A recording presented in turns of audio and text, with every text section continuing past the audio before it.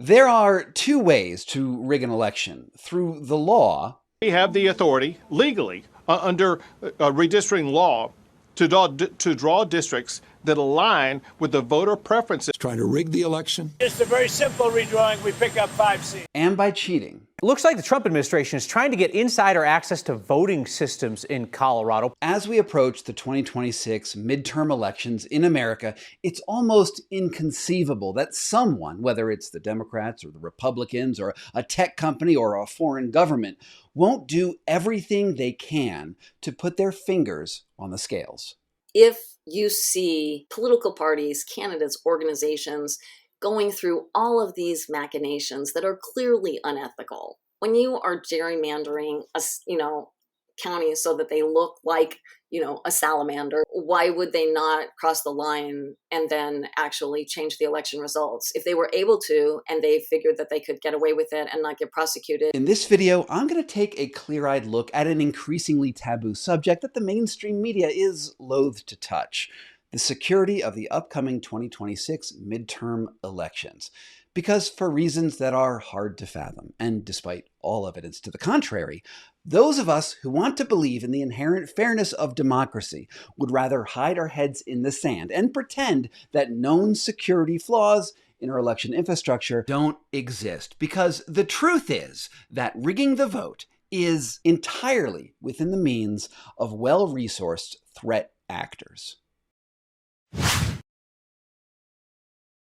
If we want to live in a democracy where our votes actually count, then we need to be real about how the system works and provide meaningful transparency so that everyone, Republicans and Democrats, independents, and maybe especially non-voters, can agree that the voting system is free and fair. The majority of your voters don't believe the results of the election unless their candidate wins. And one of the main points of a democracy, of voting, of that entire process, is to convince the loser that they lost. And we are failing miserably in that particular task. A few weeks ago, I put out a video called "Yes, There is Evidence That the 2024 Election Was Stolen," which compiled Trump's own statements where he seemed to admit his own involvement in hacking voting machines. What happened is they rigged the election and I became president. And he knows those computers better than anybody, all those computers, those vote counting computers.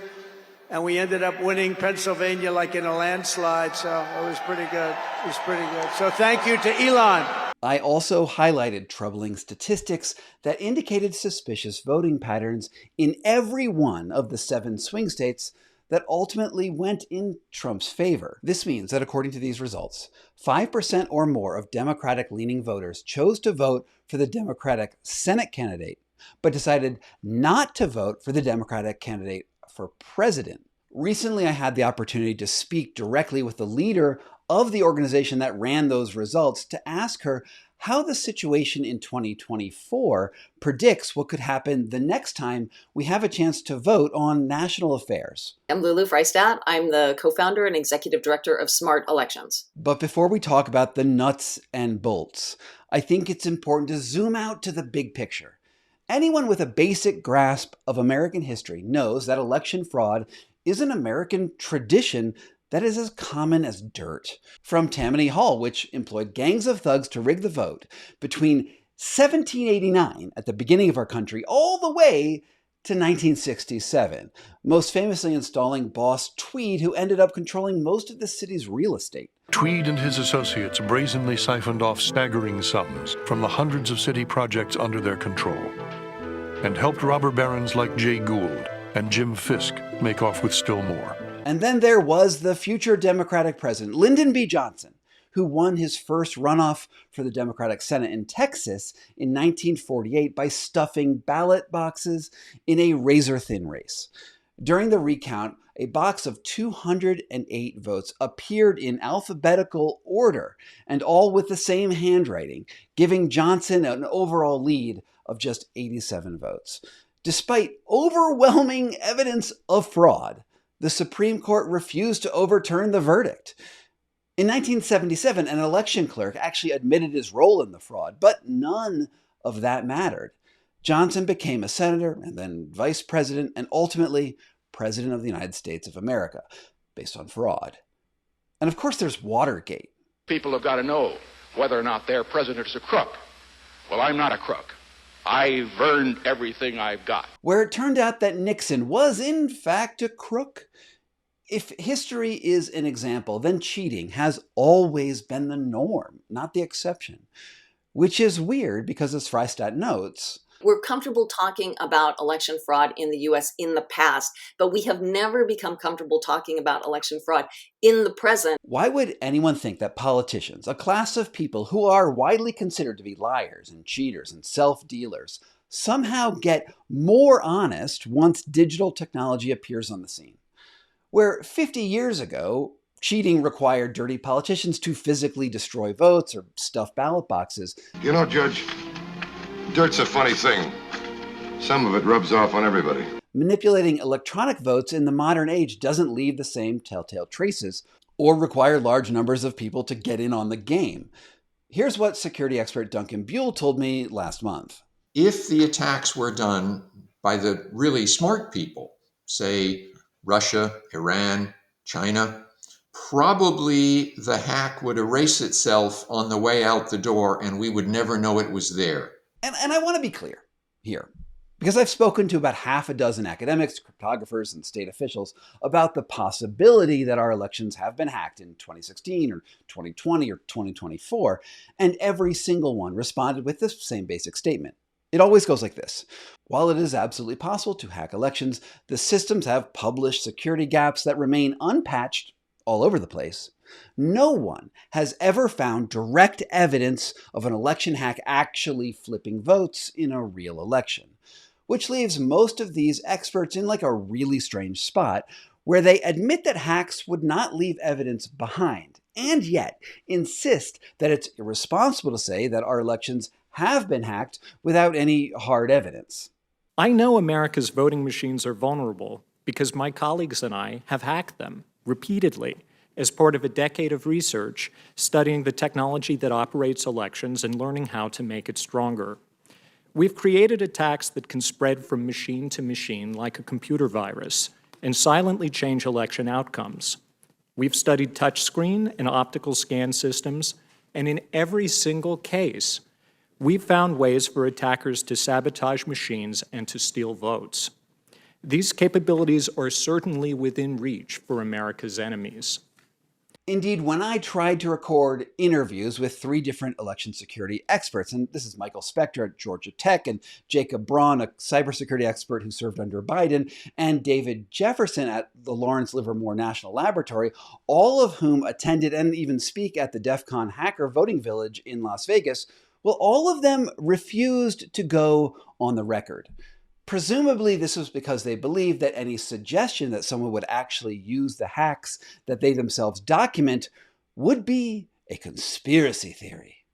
But I think we can agree that there's an obvious contradiction here. The only thing we know for sure is that we will never have proof of a hack. So demanding a smoking gun is really just a way to ignore the problem if it actually exists. Or as former Defense Secretary Donald Rumsfeld once said, reports that say that something hasn't happened are always interesting to me because, as we know, there are known knowns. There are things we know we know. We also know there are known unknowns. That is to say, we know there are some things we do not know. But there are also unknown unknowns. The ones we don't know, we don't know. We have to take the probable existence of an illegal hack seriously. Because while incontrovertible proof of it happening is an unknown, we know that it is possible, and perhaps most damning of all, the people who are supposed to be looking at the very evidence of hacks are not doing their jobs. Rigorous routine audits are not happening when they should. Neither are recounts. And election commissions consistently fail to report the data so that the public can assess it transparently. And this is an insane situation. We know that politicians have every incentive to put their thumbs on the scales and that they have done so historically. We know that it's technically possible that our voting machines have wide open security vulnerabilities, and yet many of us think that mentioning that there could be a problem with upcoming elections is a conspiracy theory that undermines the very foundations of democracy because it makes people lose their faith in voting. Let me give you a small example from my own life. A few weeks ago, I mentioned my work on election security to two well-known journalists here in Denver. Both reacted strongly, as if even mentioning the problem undermined my own 25-year career as a New York Times best-selling journalist who actually won an award for ethics in reporting. But I persisted and I gave them the Cliff Notes version of what I'm presenting here. And in the end, well, they both looked despondent, as if their blind faith in voting machines and tabulators was all that was giving them hope to reverse the problematic course that the nation has taken since Trump attained office. This shocked me because, as reporters, we're supposed to be skeptical of everything. And through that skepticism, we presumably gain the ability to fix the situation as it exists. And this is a lot like what Ronald Reagan said when negotiating reduction in nuclear arsenals with the Soviet Union. Trust, but verify. My friends didn't want to accept the reality of the situation, despite the fact that they were actually reporting on obvious and public fights between Democrats and Republicans to use legal maneuvers to rig the system through gerrymandering and voter suppression. He's trying to rig the election. He's trying to set up the conditions where he can claim that the elections were not won fair and square. Open your eyes to what is going on in the United States of America in 2025. Over the last month, high-profile redistricting fights in both Texas and California have governors Abbott and Newsom publicly redrawing the electoral maps of their states to ensure that their opposition has no realistic path to victory. The historian and public policy analyst Heather Cox Richardson sums it up this way. Okay, if you're going to gerrymander, so are we, until we get the system back. I think everyone agrees that these legislative moves are inherently unethical. They're unconstitutional insofar that the very founding principle of the nation is one person, one vote. This sacred idea was enough for us to fight 2 wars over it. Both the American Revolution and the Civil War ultimately boiled down to fair representation. However, over time and through political compromises that happened before any of us were born, we grudgingly accepted that the courts will ultimately decide what constitutes a fair vote, so long as politicians hire lawyers and pollsters and lobbyists to rig the process in plain view. Indeed, we've somehow accepted the existence of the Senate and Electoral College, both of which give a political advantage to low population, rural, and mostly Republican states.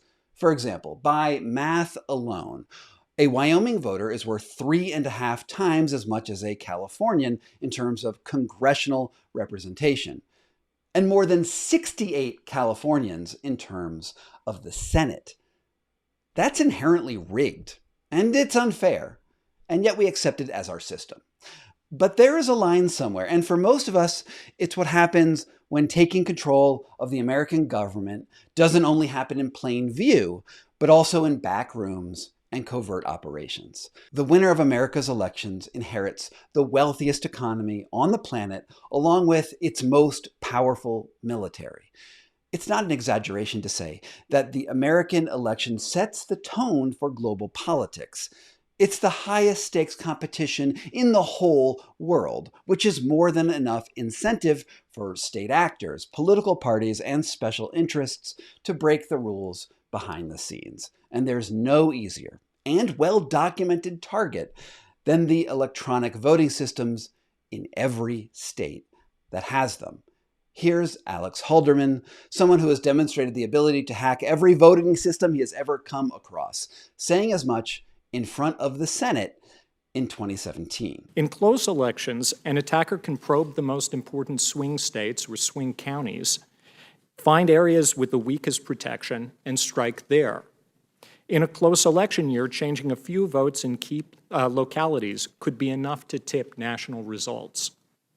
The key lesson from 2016 is that these threats are real. It is not a conspiracy theory to state that covert conspiracies do indeed happen with relative frequency around the world, and yes, in America too. From well-documented interference in foreign elections in Guatemala, to the CIA running drugs to buy missiles for Iran. My name is Oliver North, Lieutenant Colonel, United States Marine Corps. To inventing military intelligence as a pretext to invade Iraq. My second purpose today is to provide you with additional information to share with you what the United States knows about Iraq's weapons of mass destruction. It's a simple fact that lying and cheating are central forces in politics. I don't think anyone in power really believes that the system isn't rigged, or given the right resources, that they might have some ability to rig it. So let's do a thought experiment. Imagine, if you will, that you are a college student in a class that is graded on a curve, and you know that other students are cheating. If you know it's happening and play by the rules, then you are all but guaranteed to suffer for your ethical stand. You could call out the cheating, which would likely make you a pariah among your peers, or you could do the rational thing and start cheating yourself.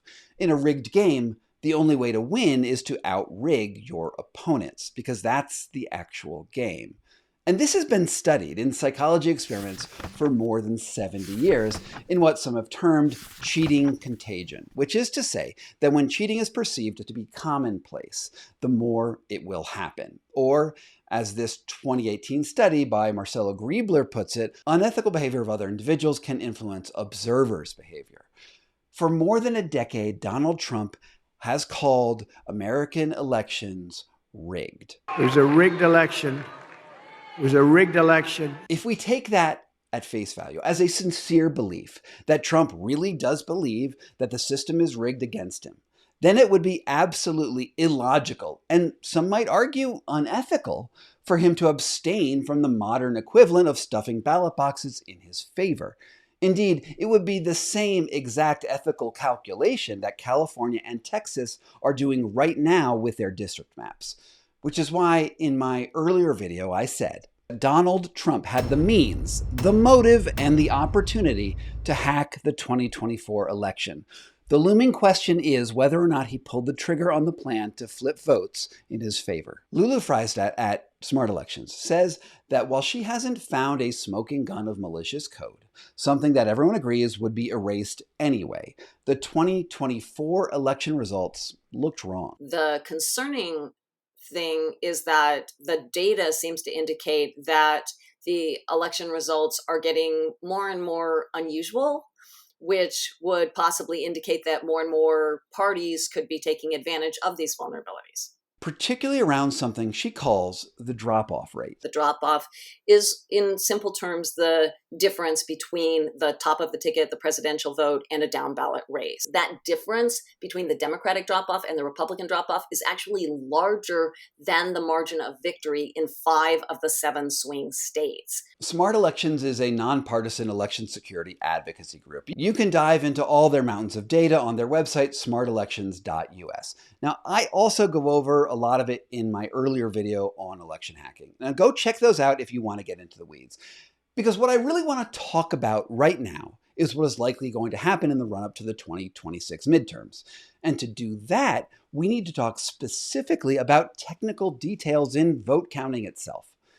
Every year in Las Vegas, hackers gather together at DEF CON to publicly demonstrate known vulnerabilities in American voting systems in an effort to make them more secure through transparency. So you were able to switch out names and add completely new applicants or candidates into the exactly machine. About the. Here's Matt Blaze, who says that there are 2 facts that you have to keep in your mind at all times. Facts that have become the party line of election security officials everywhere. And the first fact is there are indeed serious technical vulnerabilities in many parts of U.S. election infrastructure that, if exploited, could, under some circumstances, result in altered election outcomes, at least in some jurisdictions in the U.S. And that is absolutely true. The second reality is that there is, in fact, no credible evidence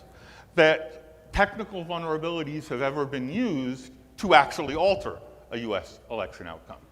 And that's also true. That's a fact we can't run away from. I wasn't able to make it to DEF CON this year, but in a way, I'm sort of okay with that now that I've talked to people who've come back from it. And this is crazy because none of the hackers were allowed to work on the most modern election systems and openly assess the situation because there's an unfortunate reality about election equipment.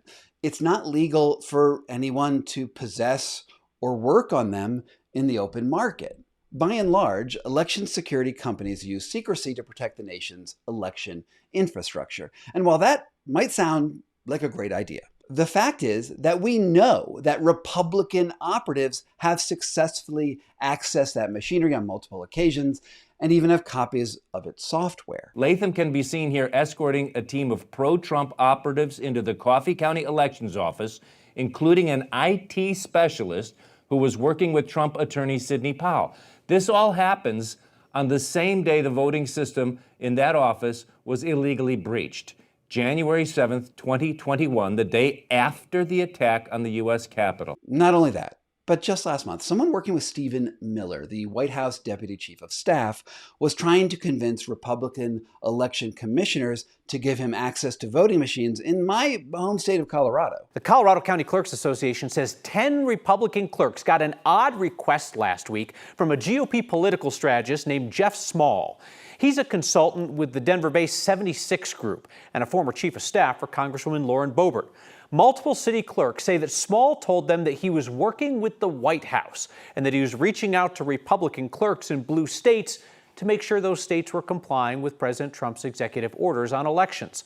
Small asked some of the clerks whether they would allow a third-party vendor to access their voting equipment to test for vulnerability. Which means that systems are already likely compromised, and there are ongoing efforts by Trump officials to probe the most recent equipment. Meanwhile, the good guys aren't allowed to look into the specifics. This all but ensures that no one will ever find a smoking gun should someone actually fire a bullet. But what we do know about election hardware is damning enough to sound the alert. Official registers of voting equipment at various counties around the nation detail the names and technical specifications of voting equipment that are currently in use. And when you cross-reference those lists against published security vulnerabilities, we can see that they remain unpatched and easily accessible by third parties.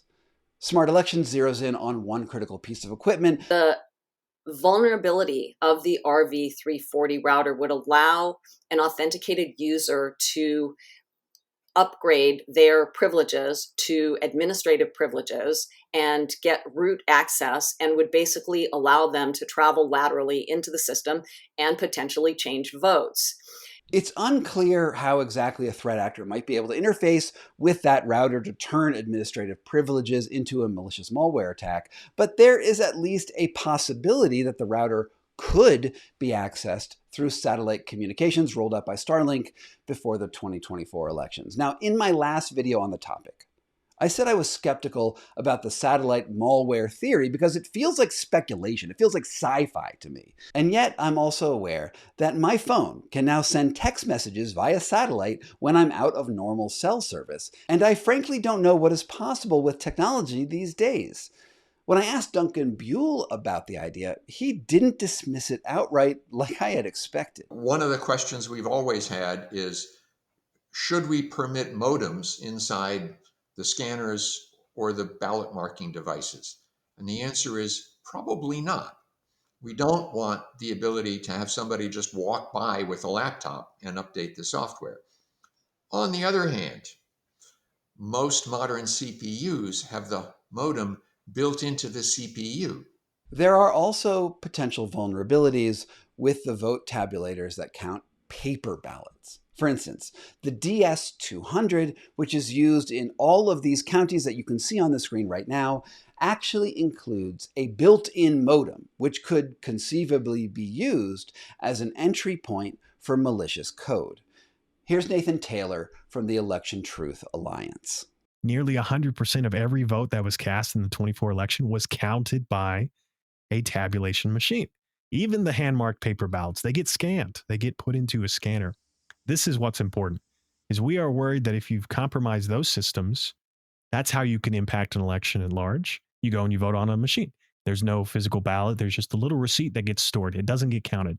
The votes get sent digitally. Either way, they still get counted by a tabulation machine later on down the line. The problem with talking about specific attacks is that it's frankly impossible to do it without transparency from the people who run elections. The impetus to keep it hidden is meant to confer a sense of protection. After all, it's hard to hack something that really does stay secret. The unfortunate part of that strategy, though, is that it's also impossible to confer a sense of trust to the American people when we know the basic fact that every device is hackable. If you're going to realistically look at the equipment and you have any sort of security experience, you are going to start finding security vulnerabilities left and right. And here's Elon Musk. I'm a technologist. I know a lot about computers. And I'm like, the last thing I would do is trust a computer program. Because it's just too easy to hack. It's too easy to add just one line. And it's really difficult to hack paper ballots. In his own way, Elon Musk is absolutely right. The fact of the matter is that there are millions of lines of code between your vote and it actually being counted. The audits of voting machines vary widely in quality between companies and between individual states. It's doubly problematic that swing states often also tend to have the weakest security standards. In fact, maybe there's a correlation there. It could be that swing states are swing states because they have the weakest standards. The irony here is that Trump also claimed that Musk's knowledge of vote-counting computers handed him Pennsylvania. And he knows those computers better than anybody, all those computers, those vote-counting computers. And we ended up winning Pennsylvania like in a landslide, so it was pretty good. It was pretty good. So thank you to Elon. If you have been following my channel for a while, you know that I have no love for Donald Trump. And even if I have to hold my nose while doing it, generally vote Democrat. But this issue is not by its nature partisan. It's something that every single rational thinking American needs to worry about. If you talk to conservatives, they will tell you that their concern is not that Trump got too many votes, but that their down ballot candidates didn't get those votes. And they're wondering if the Democrats ran some sort of malware to try to suppress their conservative down ballot candidate. Because here's the thing. The voting systems are obviously vulnerable, and every serious political operative knows that if you want to win, you can't just operate legally in the open to rig an election. Just like in the example of the students cheating on their tests, when they know other people are cheating, in 2026, both parties have to cheat if they want to win. I think that this is in part the real reason that Democrats are not raising the issue with election rigging and election equipment vulnerabilities as much as I would expect if they were truly honest brokers. Because there is a parallel system between you and your vote actually being counted, and that game is absolutely in play, even if we don't want it to be. If we want to be serious about the future of this country, we need to take concrete steps so that every single one of us can have faith in the actual system that counts our votes, especially the people who lose. So how do we do that? I feel like I need to play this clip from Ronald Reagan just one more time. It's still trust, but verify. It's still play, but cut the cards. It's still watch closely. And don't be afraid to see what you see. At the time, Reagan was negotiating a truly existential crisis where the fate of the world hung in the balance. Nuclear war was just seconds away. And today, well, in a way, it's no different. The system we have now falls too far in the trust part of Reagan's equation. We try to trust the voting process, but fail time and again to actually verify the vote. Kamala Harris said as much in her concession speech just hours after the news media declared the election winner. Folks are feeling and experiencing a range of emotions right now. I get it. But we must accept the results of this election. And that's insane. That's too fast for all the problems that could be out there. It would be relatively straightforward to call for recounts in all close swing states as a matter of routine, and to do robust risk-limiting audits that use statistical methods to verify that paper ballots match election results. If electronic votes skew heavily in one direction or another, that's evidence that there might be a problem. It would also be simple to release all election data and use open source code so that everyone can participate in securing the election. Democracy thrives on participation, not on secrecy. These common sense solutions meet all sorts of pushback when you put them out in the public. Some officials say that it's just too expensive to verify elections and that the people want results immediately. But that sounds like an excuse to me. We spend billions of dollars on election campaigning because the victor wins control over the most powerful economy and military in the world. We can spend a few billion more to be sure that the elections are themselves fair. We can even wait a week for results to be absolutely positive that what was reported just minutes after the election was reality. Because we've also seen that in history, when an election is called into question and it goes to the Supreme Court has always sided with the victor that was initially announced. No election has ever been overturned by the courts. So let's be sure our elections are fair.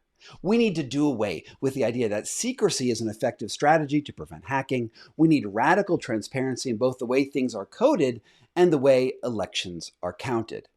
We want everyone to agree that the election was run fairly.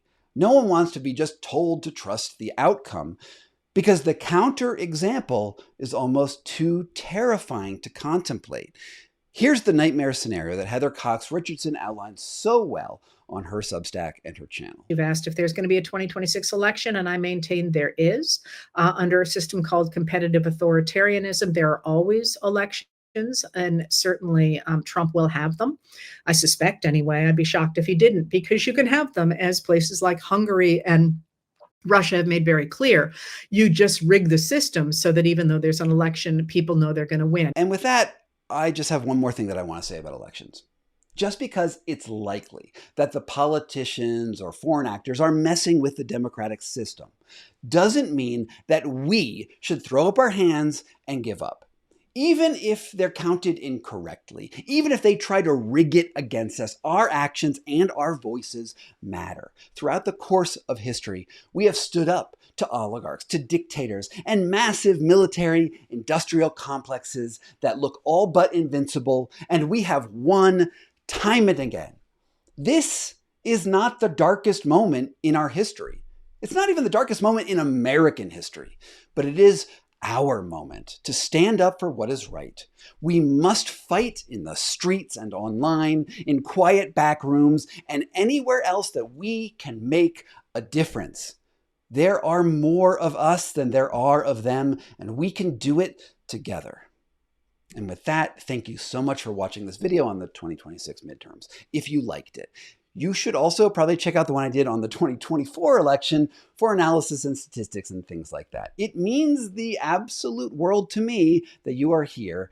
And if you support this sort of fiercely independent journalism that you're not hearing really anywhere else, I'd love you to sign up for my free weekly newsletter at sgcarney.substack.com, where you get updates about whatever it is that I'm working on. But my premium subscribers, well, they also get access to all of my videos before they go live to the general public. And I'm only here because so many of you value my work. I really couldn't do it without you, and I just appreciate so much that you are here. Your likes, your comments, your shares, all that internet stuff.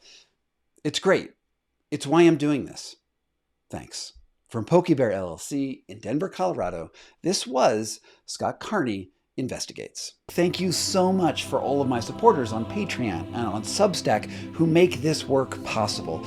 The contributions you give keep this sort of independent journalism on the air, and I really just could not do it without you. If you want to get early access to my work and get your name on the honor roll right over there, please sign up at the links down below. From PokeyBear LLC in Denver, Colorado, this was Scott Carney Investigates.